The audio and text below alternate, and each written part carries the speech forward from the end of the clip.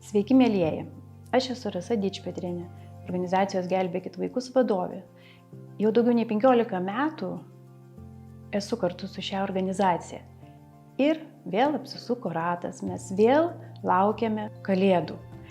Šį kartą, kaip matote, aš tiesiog jaučiuosi kaip elfė Kalėdų senelio namelį. Čia yra naujiena, nepaprastai kvepianti. Tai yra keksiukas, kurį aš kepu pati kiekvienas Kalėdas jau daugiau nei 10 metų ir pati nešu mūsų rėmėjams. Šiemet šį keksiuką kepa Biržų duona, tad labai kviečiu įsigyti ir vaišinti savo draugus ir šeimą.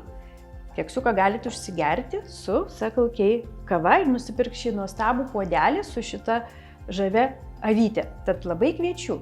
Ir dar galite kartu su mūsų bendraminčiais, bendražygiais Lidl, paaukojant portale aukok.lt, įsigyti šitą žavų meškėną.